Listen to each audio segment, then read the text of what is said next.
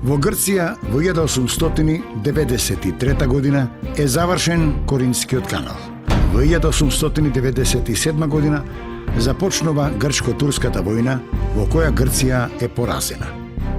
Со мајскиот пуч во 1903 во Србија е направен атентат на кралот Александар Обреновиќ, зад кој стои организацијата Црна рака. На власт доаѓа Петар I од династијата Караѓорđević.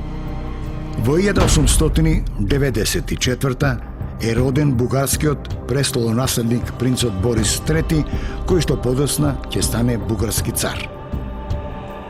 Во 1894 се случи катастрофален земјотрес во Истанбул. Македонија кон крајот на 19. век се наоѓала под отоманско владење. Таа била земјата која што меѓу првите ќе занеме под азискиот камшик, а меѓу последните ќе го изговори зборот слобода. Генерации македонци ги положија своите животи за слободата на својата татковина, но попусто свирепиот султан е поврел и од оганот. Приказната за Македонија почнувала од Босфорот и завршувала таму, во ќелиите и влажните визби натопени со крвта на македонските херои. Но, како одминувало времето, се раѓале нови генерации, нови идеи, нови поделби, додека балканските држави ги пуштале своите краци на султанско тло, болниот од Босфорот почнувал да старее.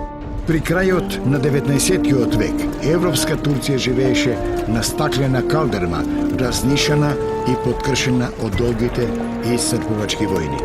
Последниот бастион беше Македонија. Оттаму Турција ги бранеше границите на своето владење. Под налетот на соседните млади и нови држави, турците ја поделија Македонија на 3 вилаети – Солунски, Битолски и Скопски. Целиот воен апарат беше наталожен во земјата на македонците, кои под маската на земјоделци и сточари ги криеја лицата на прекалени револуционери. Токму во ова време ќе се изроди генерација храбри мажи кои ќе го развијат бајракот на долго посакуваната слобода. Оваа генерација ќе биде сведок на падот на еден стар поредок и зачеток на нов, кој што таа ќе го основа, а во името на револуцијата, нивниот идеал, со срце, со пушка и со перо, ќе навести дека не е лесно да се живее по смртта. Во последната деценија на 19. век во Македонија започнала засилена револуционерна активност со центар во Солун. Летото 1891 година во Битола Дамјан Груев покренал акција за конспиративно организирање. Во 1892 година Иван Хаџи Николов во Солун размислува за создавање тајна македонска револуционерна организација. Кога Груев се вратил во Солун, дошло до поврзување на македонските интелектуалци. Тие формирале револуционерна група и одлучиле да создадат тајна револуционерна организација која што ќе го организира, ќе го подготви и ќе го предводи македонскиот народ во борбата за ослободување и за создавање самостојна држава Македонија. Тогаш пред нив се поставило прашањето за авторитетен, компетентен предводник лидер.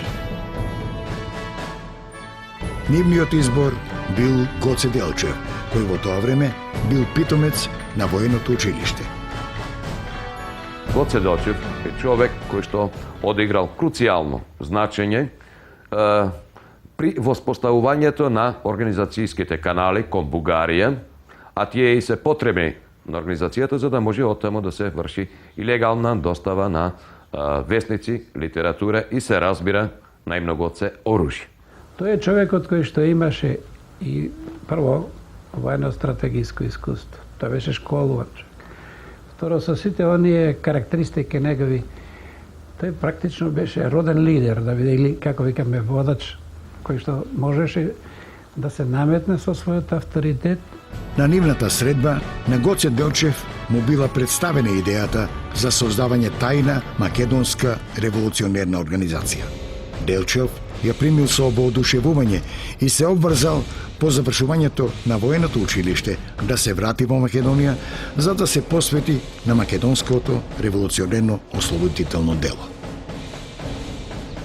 На 23. октомври по стариот календар се состанале видните македонски интелектуалци Дамјан Груев од село Смилево Битолско, професор Петар Поп-Арсов од село Богомила Велешко, професор Христо Батамџиев од село Гуменџе Енидже Вардарско, професор доктор Христо Татарчев од Ресен лекар и Иван Хаджи Николов од Кукуш и ја основале Македонската револуционерна организација. На основачкиот состанок ги определиле карактерот и целите, а ги утврдиле и основните принципи и стратегијата за действување на организацијата. Прво, Македонската револуционерна организација да действува на целата територија на Македонија, во нејзините природни и историски граници. Второ, организацијата да биде револуционерна, конспиративна. Трето, да биде самостојна и независна. Во организацијата да се примаат само лица родени во Македонија и кои живееле во Македонија без разлика на нивната народност и вера. Четврто, кај македонскиот народ да буди сознание за самозаштита, револуционерната идеја да ја шири усно и преку печат и да го подготви народот за оружено востание со сопствени сили да се бори и избори за свое ослободување и создавање самостојна држава. При утврдување на целта, основачите на организацијата се раководеле според меѓународната положба на Македонија. Го зеле предвид и ставот на европските големи сили и непријателското обкружување од агресивните соседни држави. Се определиле за остварување потполна политичка автономија на Македонија како етапа кон создавање самостојна и независна држава.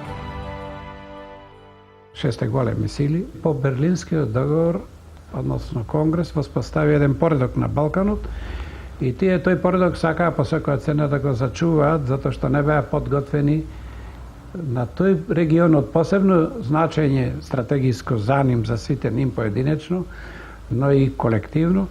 Затоа тие настојуваа по секоја цена да се држи Македонија во составот на Смолинскиот држава.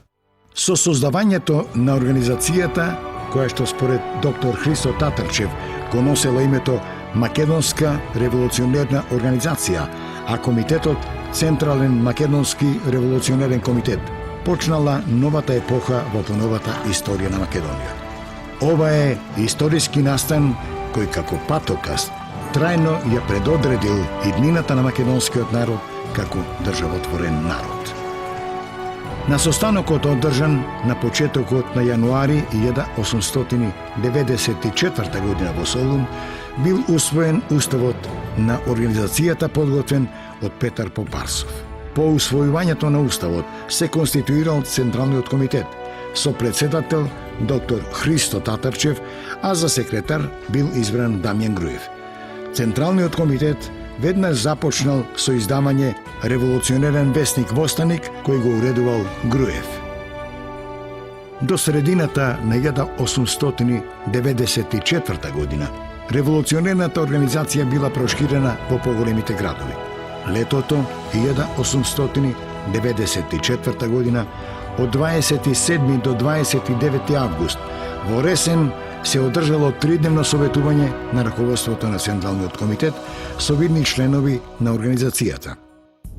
Советувањето било одржано за време на осветувањето на ново изградената црква Свети Кирил и Методий. Биле донесени приоритетните одлуки. Да се воспостави функционална организацијска структура со формирање на 3 револуционерни окрузи – Солунски, Битолски и Скопски, со окружни комитети раководени од лица со потребен авторитет. Финансирањето да се врши од членовите и придонеси од поддржувачи на револуционерното ослободително дело, да се засили пропагирањето на револуционерната идеја со создавање на нови весници и револуционерна литература. При крајот на 1894 година бил усвоен правилник на организацијата со кој било воспоставено демократско, централизирано уредување со примена на изборниот принцип, избирање на раководните личности и членовите на органите и телата. По ресенското советување почнале да се издаваат и револуционерните вестници Бунтовник и На оружје. Есента 1894 година на организацијата и се приклучиле Гоце Делчев, Пере Тошев, Христо Матов и Ѓорче Петров.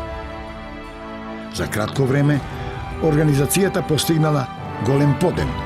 До средината на 1895 година таа се проширила на целата територија на Македонија, вклучувајќи ги и македонските села.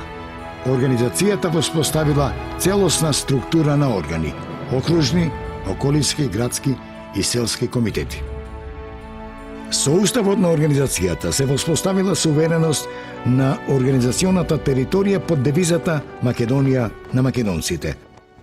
Македонската револуционерна организација била и останува тајна, но не и за Бугарија, за која била само внатрешна револуционерна организација која бугарите сакале да ја употребат за постигнување на нивната државна политика. Поне цела година од конституирањето на Централниот комитет, Бугарија ја утврдила својата стратегија за действување против организацијата во Македонија. И тоа со создавање паралелна организација од многобројната македонска емиграција во Бугарија, чиешто раководство во Софија ќе се наметне како врховно раководство. Создавањето на таквата организација требало да го наметне обединувањето на двете организации и да го преземе раководењето со македонските работи. Оваа организација си поставила за своја цел извојување на политичка автономија на Македонија, приложена и гарантирана од големите сили. Така е впишено во нивниот статут. Методите и начините до кои што треба се стигне за тоа се различни. И сето тоа е вред, доколку нема позадина. Меѓутоа, овде имаме голема позадина, а тоа е поддршката од бугарските политички кругови за оваа акција на самиот комитет. Врховниот комитет се стави во служба на бугарската државна политика и бугарската државна политика сметаше преку тој комитет дека ќе превземе раководењето со Македонската револуционерна организацијата во Македонија и полека ќе ја моделира, ќе ја прилагодува на потребите и интереси на бугарска државна политика. Во декември истата година, во Софискиот комитет влегле активни и резервни офицери на бугарската војска под председателство на генералот Даниил Николаев, со што Софискиот комитет објавил дека го презема раководењето со македонското ослободително движење. Водечките личности на организацијата на состанокот одржан во Солун летото 1895 година договориле да се преземат мерки за запирање на надворешното посегање по организацијата. Гоце Делчев отпатувал во Софија со задача да спречи секакво надворешно мешање во работите на внатрешната револуционерна организација во Македонија. Со определување на свој задграничен представник, а веднаш потоа и со представништво, внатрешната македонска револуционерна организација ја демонстрирала својата самостојност и независност. Организацијата презема мерки за спречување на надворешното мешање.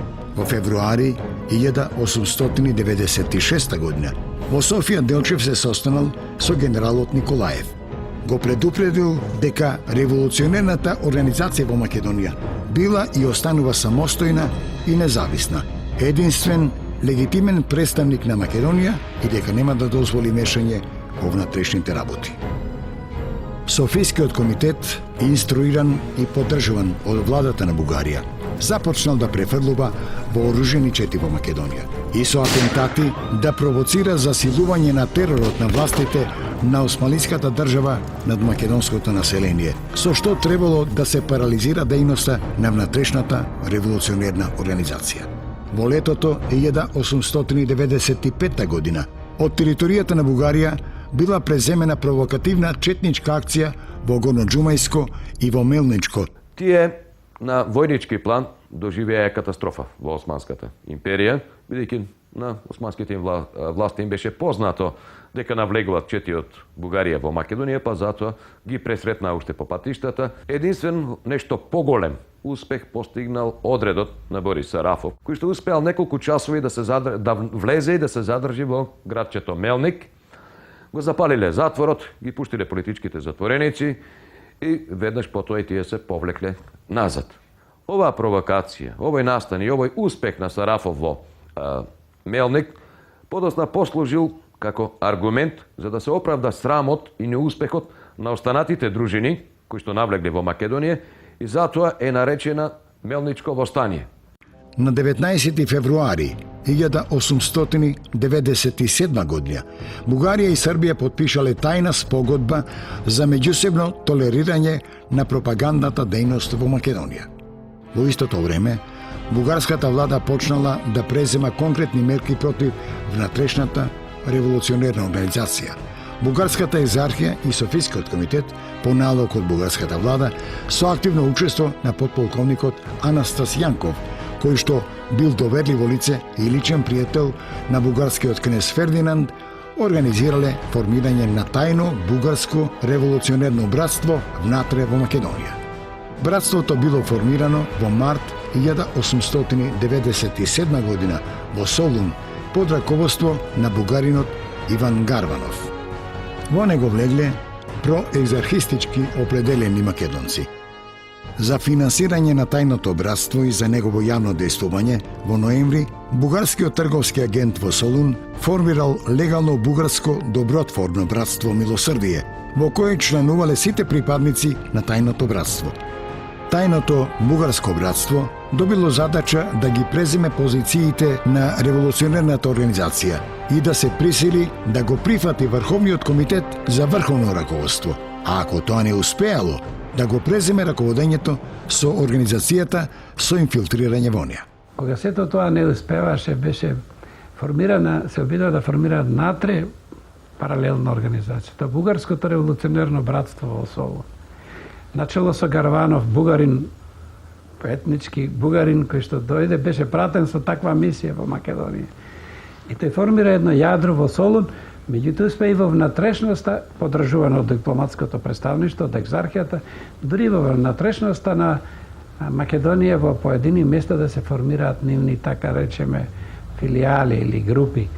За намалување на незината отпорност, братството започнало со разоткривање на мрежата на организацијата и со елиминирање на незините водечки личности.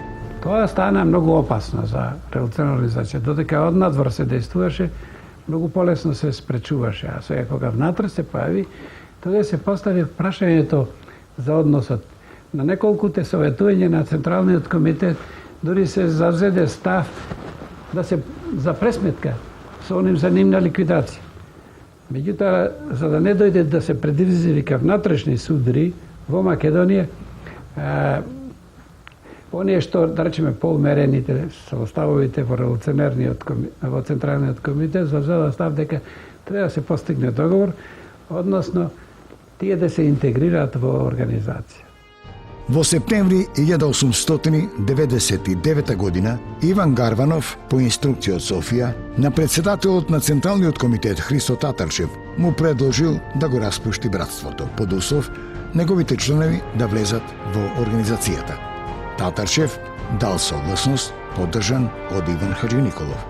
Братството се расформирало.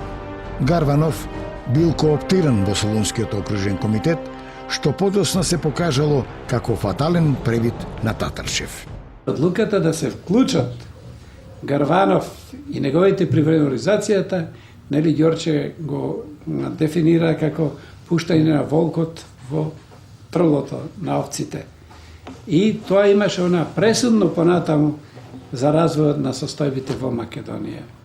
Дејноста на организацијата продолжила и се одвивала во најстрога тајност. Секој незин припадник бил должен да се придржува на пропишаните мерки за конспиративност при подготвување и изведување на секоја акција. За обезбедување на конспиративноста на внатрешните врски биле воспоставени курирска служба и тајна пошта. Одлуките и наредбите на повисоките органи, извештаите, писмата и другите доверливи материјали биле пренесувани преку тајни канали од курири, одбрани лица, подготвени да издржат и најжестоко мачење, па и да го жртвуваат својот живот. Тоа е посведочено со настанот од 19. април 1896 година во Битола, кога Дон Стојанов при пренесувањето бомби бил откриен. Откривањето е сосема случајно. Него го направиле колџиите од режијата за тутун, барајќи илегално шверцување на тутун во товарот на Доне, всушност откриле бомби. Доне е затворен, меѓутоа и покрај сета тортура што е спроведена над него, тој не признал ништо и власта не успеала да открие буквално ништо, иако биле спроведени опсежни истражни дејствија и во Битола и во Штип. Како резултат од оваа афера, ние имаме всушност еден позитивен настан, кој што придонел за афирмација на издржливоста на луѓето членови на организацијата. За зачувување на тајноста, преписката била шифрирана. За документите од посебен доверив карактер со третман на апсолутно тајна, била употребувана шифрирана азбука, тајно писмо со хемиско невидливо мастило.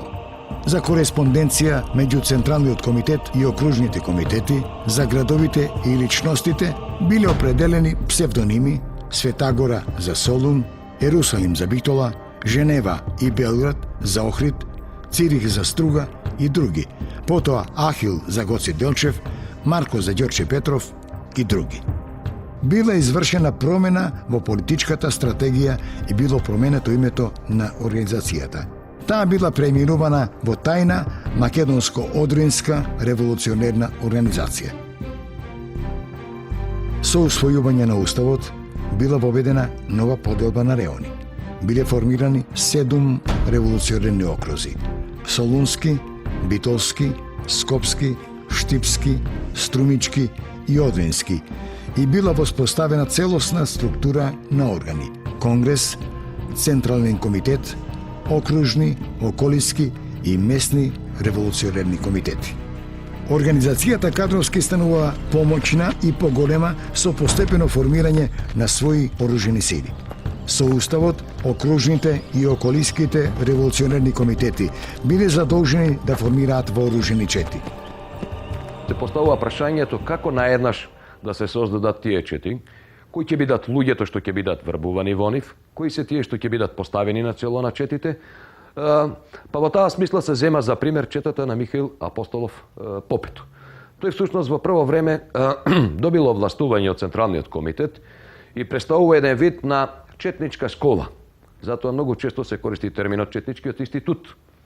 Во неговата чета биле испраќани помлади, поинтелигентни луѓе кои што со својата активност во меѓувреме биле компрометирани пред власта и не можат да обстојуват како легални членови на организацијата.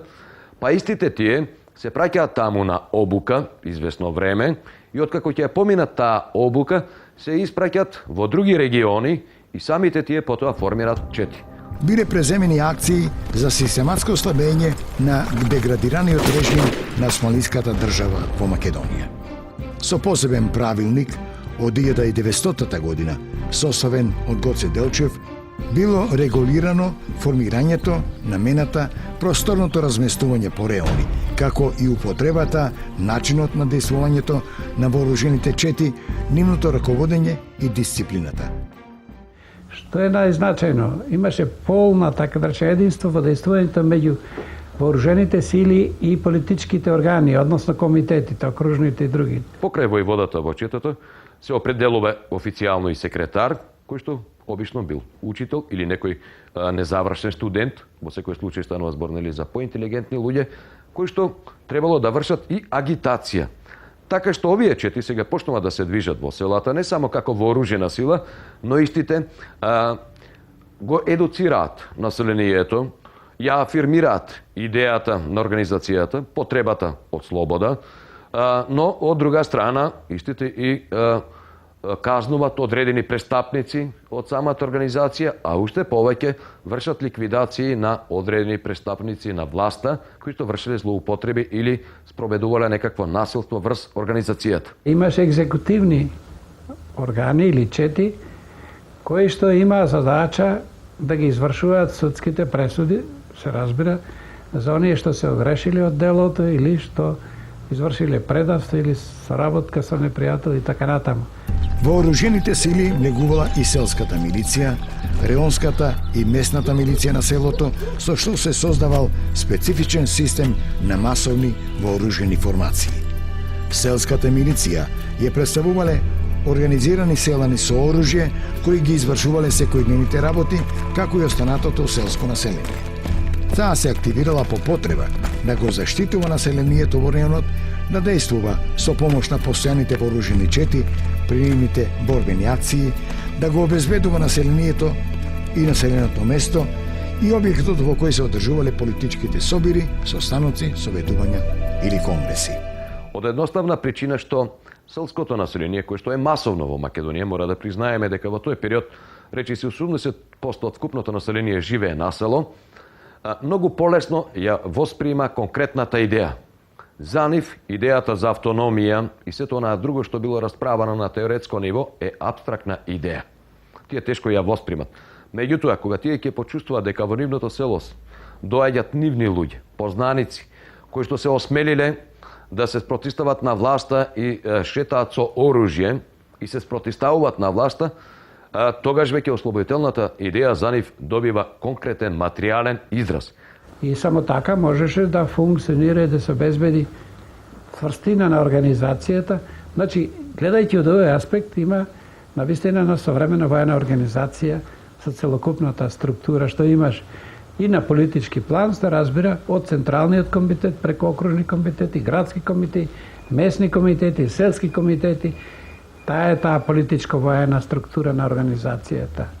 Најстрого се забранувало и се казнувало самоволието, како и преземањето самостојни акции за предизвикување бун, што можел да доведе до предвремено востание. За грешки и престапи, за повреда на редот и дисциплината, за дезертерство биле изрекувани исти казни и за началникот, и за војводата, и за комитата. Најтешката смртна казна била предвидена и се изрекувала за издавање тајна со тешки последици за организацијата. Важно е да се каже дека има и, така да речеме, известителни органи и контраизвестителни кои имаат за задача такви организирани чети, тајни кои што го следеа не само непријател за да собираат информации каде како се распоредени армиските сили, полицијските и други, како се движа, кога ќе презема акција за гонење на четите и на така натаму, туку ги следеа и сопствените луѓе во организацијата, за да видат, заради тоа што често се случуваше предавство. И на тој начин, посебни судските органи ги излекува судските прасови. Гоце Делчев, творецот на воената организација наречена Четнички институт, раководел со организирањето, вооружувањето и опремувањето на вооружените сили во својство на врховен воен ревизор. Тој вршил распоредување на војводите, ги определувал реоните на движењето на четите. Организацијата забрзано се вооружувала. Окружните комитети организирале обезбедување на оружјето, револвери, пушки, муниција и експлозивни материјали. Тајни работилници за производство на куршуми, бомби и други борбени средства имало и во селата Дедино, Радовишко, Смрдеш, Костурско и во пограничното село Сабјар, Ќустендилско. Непосредно пред и за време на Илинденското востание биле изработени и дрвени топови од трешово дрво во Кичевско, Охридско и во Крушево. Првиот истрел со топ бил извршен во село Дужегубица, Кичевско. За оружјето, опремата, материјалните резерви, храната, санитетските материјали и друго биле изградени тајни складишта. Организацијата воспоставила паралелна управа, финансиска и судска власт. Преку своите органи ги штитела животот, имотот и честа на населението, загрозувани од представниците на државата, од арамиските банди и од насилниците. Она што е најбитно да се каже, може би како никаде на друго место, затоа што во сите соседни земји почетните револуционери ги финансира странски држави и странски фактори. Овде целокупното финансирање беше од народот, од македонскиот народ. Значи од базата. Тука немаше надворешни средства. И врз таа основа можеше да се изгради и така цврста организација и така силна воена структура на организација. Но со тек на времето, како се проширува дејност на организацијата, значи се зголемуваат и незините финансиски потреби, па затоа уште во почеток е предвидено дека мора да има постојат и други начини на финансирање, па во таа смисла е допуштено дека организацијата може да се финансира и со доброволни прилози на луѓе, членови на организацијата, кои што се поимотни, значи тие да внесат известна сума во организацијата, или пак од луѓе кои што не се членови на организацијата, но се симпатизери на ослободителната идеја.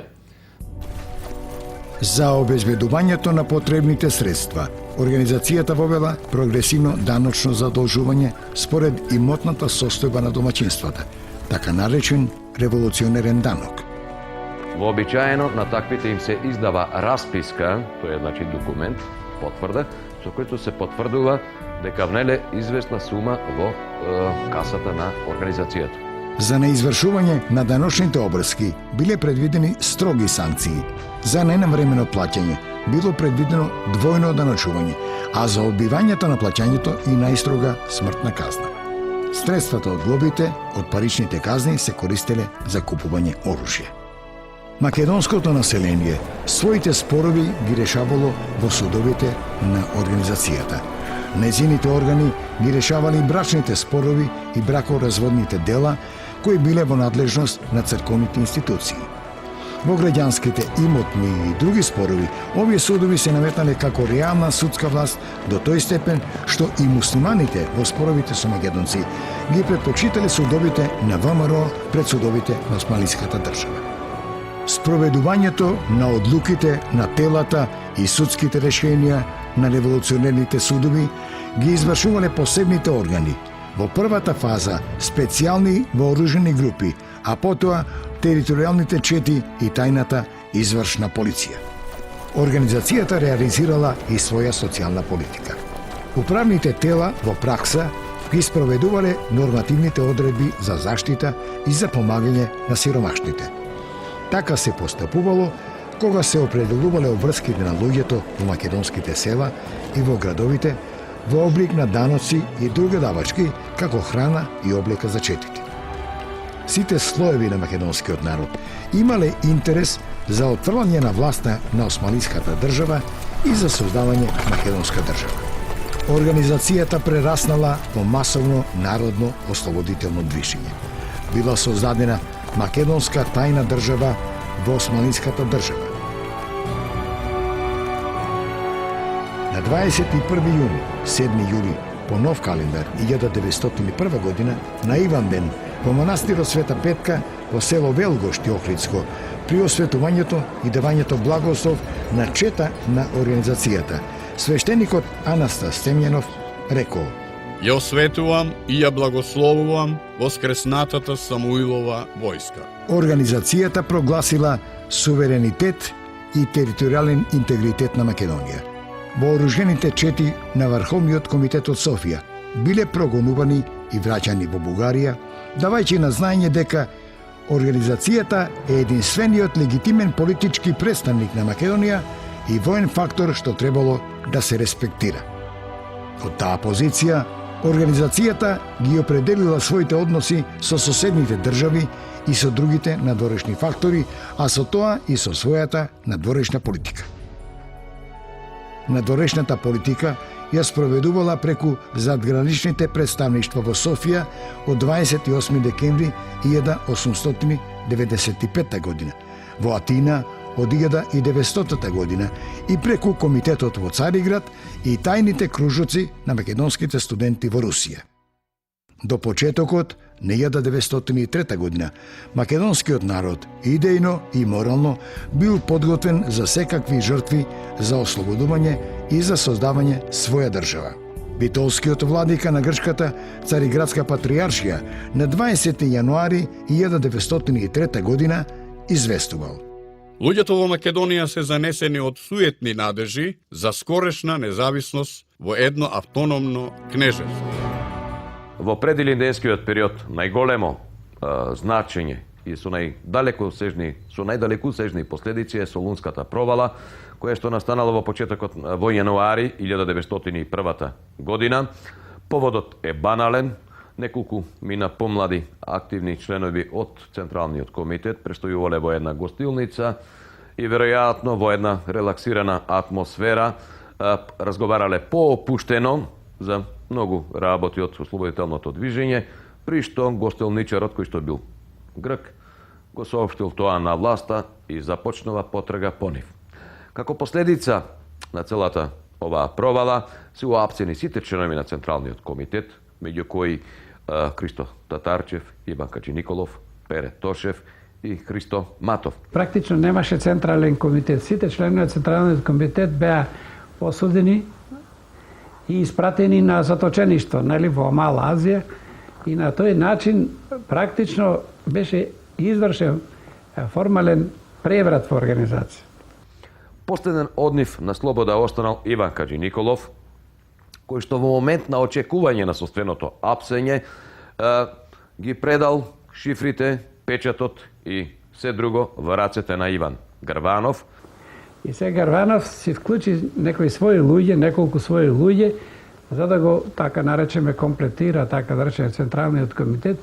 И веднаш првата задача му беше да ја реализира онаа стратегијата на надворешниот фактор. Да се донесе, да се издейства донесена одлука што побрзо се крене во стание. Во септември 1902 година Врховниот комитет одлучил да испровоцира востание со цел да се ослаби револуционерната организација. На 23 септември добро вооружени 4 предводени од офицери на бугарската војска под раководство на генералот Иван Цончев навлегле во Џумајско и објавиле востание. Со оваа провокација беше нанесена значајна штета на македонското ослободително движење воопшто, затоа што со овие 4 всушност беше саботирана идејата за масовно востание, идеја за која што работеше Македонската револуционерна организација. Освен тоа, со оваа провокација беа испровоцирани османските власти кои што спроведоа жестоки репресивни мерки во сите оние региони каде што дејствуваа врховистичките чети и беше спроведено масовно разоружување на населението. Од друга страна, со масовниот терор и репресалиите кои што ги спроведе власта во овие региони, беше демотивирано населението од тој крај. И уште повеќе мора да имаме во предвид дека од горно-џумајскиот регион, односно од североисточна Македонија во тој предел, се појави голем бран на бегалци, некаде околу 2000 луѓе заминаа на територијата на Бугарија како бегалци. Се покажало невозможно македонскиот народ да се крене на востание со акции организирани од Бугарија. Веднаш бил активиран планот Иван Гарванов со приврзаниците во Централниот комитет да наметне донесување одлука за востание во пролета 1903 година со недоволно вооружениот народ. Требаше да се предизвика порано недоволно вооружен народ и подготвено востание, за да се задуши брзо и ефикасно, да се деморализира народот, да се одложи на тој начин решање на македонското прашање, како македонско прашање и да се наметнат како фактори Бугарија и другите соседни држави, за неговото решавање. На Солунскиот конгрес од 2 до 4 јануари 1903 година, без учество на Гоце Делчев, Ѓорче Петров, Пере Тошев, Јане Сандански и останатите револуционери, блиски на Делчевите идеи, Гарванов се повикал на Уставот за општо востание. Со пропагандното ветување оружје и војна помош од Бугарија и издействувал да се донесе решение за востание во пролета што предстоела. Со оглед на фактот што голем дел од учесниците на Конгресот малку ја познават вистинската состојба на теренот и малку време работеле реално на теренот, не дошло до некоја посериозна дискусија и анализирање на сите состојби во Македонија. Тие едноставно ги прифатиле аргументите на Гарванов дека состојбата е пријатна, благопријатна меѓународната положба, а опасноста од врховистите на вистина била реалност. Тоа е факт, бидејќи дури бил прикажан на Конгресот еден таков повик од врховистите, па така тие едноставно гласале за востание. И она уште по моје мислење многу по-лошо за самото востание беше што Централниот комитет, таков како што беше, не е превзеде одговорноста да раководи со организација, туку препушти секој од окружните комитети да одлучува кога ќе се крене и како ќе се води восстанието. Спротивно на она што беше централизирана, строго централизирана организација, масовно на теренот, добро екипирана, сега требаше, значи, на некој начин да се децентрализира и да се разбие координацијата во водењето на вооружените акции. За восстание била крајно неповолна и внатрешната и меѓународната ситуација. Османлиската држава никаде не била војно ангажирана, а сите европски големи сили биле против нарушување на незиниот внатрешен поредок и на мирот во Македонија, а со тоа и на мирот на Балканот. Владата на Османлиската држава, која имала на располагање огромна редовна војска со модерно вооружување, стационирана во Македонија и во соседните области, потоа нередовна војска, баш и возук и многобројно муслиманско население и одврзани раце да ја употреби сета своја сила, посекувала кревање масовно восстание, заеднаш и за секогаш да се пресмета со Македонската револуционерна организација. Централниот комитет ги задолжил окружните комитети да ги интензивираат подготовки. Со тоа бил активиран целиот механизам на организацијата. Во јануари започнало масовно враќање на македонските студенти и печалвари. Веднаш потоа, Гарванов со Врховниот комитет и со раководството на офицерските братства направил договор за учество на офицери на бугарската војска во восстанието под знамето на ЦМОР. На јануарското советување во Софија, мнозинството се изјаснило против кремање восстание. Нивната теза е дека со оглед на состојбите мора нешто да се превземе во Македонија, но тоа да не биде масовно восстание, така како што мисли Централниот комитет, со вклучување на сето население, туку нивната теорија е да се засилат активностите на четите во Македонија, да се изведуваат што поголем број на диверзантски и терористички акции со рушење на мостови, тунели, железници и така натаму.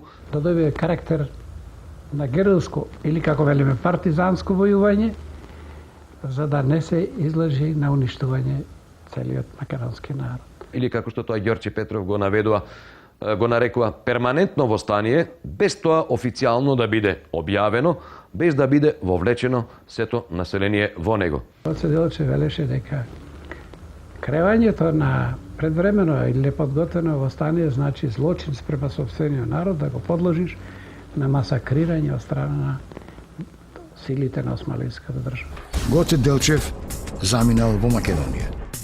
Груев само што се вратил во Солун од заточение. Гарванов го информирал за одлуката за восстание и ја добил неговата согласност. Во Солун Делчев се состанал со Гарванов и со Груев, а потоа и одделно со Груев. За оваа средба ги имаме само зборобите од Даме Груев во неговите спомани, кој што вели дека Делчев главно приговарал дека Српскиот револуционерен округ не е доволно вооружен. И тука дојде до, може би, развидување, прв пат развидување меѓу Гоце Делчев и Даме Груев, затоа што Даме Груев остана на позицијата за кревање на восстание, додека Гоце Делчев од тука заминуваше да се врати во Серскиот округ, од таму да действува, да се закажем беше конгрес, нели, во Либутуш планината, и мислеше да се мобилизира силите да добие подруг тек. А во исто време, од тука Даме Груев заминал за Смилево, каде што требало да се одржи конгрес, на кој што треба да се разреши прашањето за восстание во Битолскиот револуционерен округ. Што значи, можеме да заклучиме дека од средбата помеѓу Груев и Делчев во Солун произлегла нивна спогодба за заеднички настап, секој во еден од окрузите каде што ќе се одржи конгрес и каде што ќе ги разрешат прашањата. Делчев се упатил во Серскиот револуционерен округ на окружниот конгрес закажан за 6 мај во Ловченската корија. Бил следен цело време. Тогаш бил активиран планот за негово ликвидирање. Пред пристигнувањето во селото Баница Серско, каде што го чекале Димитар Гуштинов и Михаил Чаков со своите чети, како и Димо Хаджидимов. османлиските армиски сили го блокирале селото. Во борбата на 4. мај 1903 година Делчев бил убиен.